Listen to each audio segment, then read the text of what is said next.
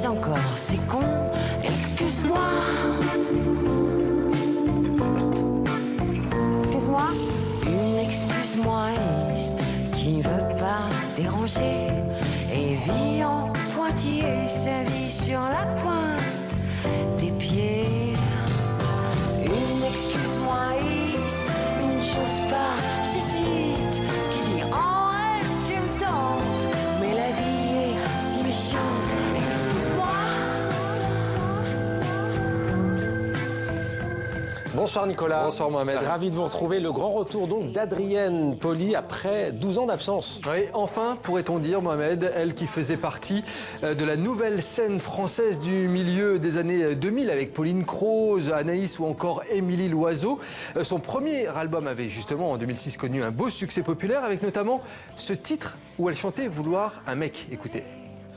Non, je veux pas oublier, travailler, je veux en mettre, je veux en mettre, ouais, je me plains, ouais, c'est bête, ouais, ça craint, je veux en mettre, viens le mec, de maman qui parle. Alors Adrienne Pauly, on la compare souvent à Catherine Ringer d'Erita Mitsuko et elle continue sur ce nouvel album à faire ce qu'elle sait justement faire de mieux, c'est-à-dire raconter des histoires, nous emmener dans son quotidien assez rock'n'roll, il faut le dire, en jouant avec les mots de la langue française, entre gouaille classieuse et sagesse désinvolte. Alors pourquoi avoir attendu 12 années avant de ressortir un album? On lui a posé la question, écoutez.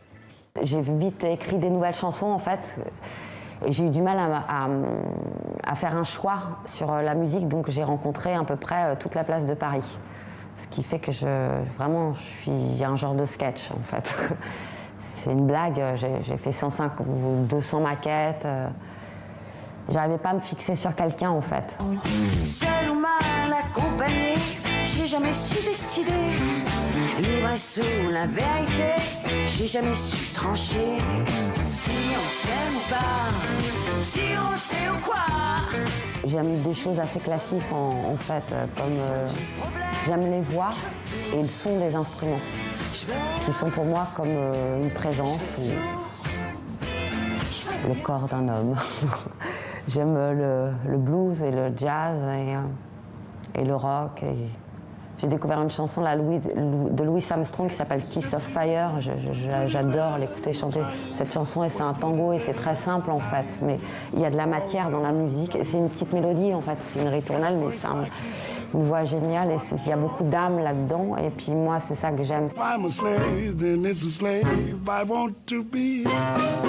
C'est des chansons très simples où on sent la vie autant dans la musique que dans la voix en fait. J'ose pas, j'hésite, j'ose pas, mais j'existe. Excuse-moi, excuse-moi.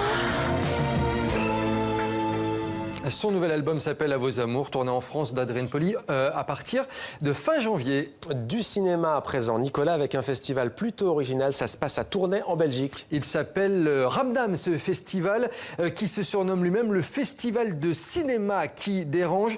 Objectif, mettre en avant des films d'hier et d'aujourd'hui qui suscitent le débat sur l'état du monde. Au total, 46 films, 17 courts-métrages en compétition, dont de nombreuses productions francophones.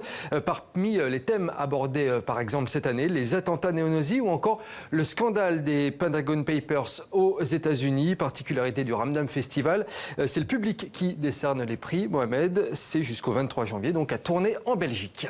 Et puis une triste nouvelle, Nicolas, on a appris la disparition il y a quelques minutes de la chanteuse irlandaise Dolores O'Riordan du groupe The Cranberries. C'est son agent effectivement qui vient de l'annoncer. Elle est décédée à Londres. Elle s'y trouvait pour une session d'enregistrement.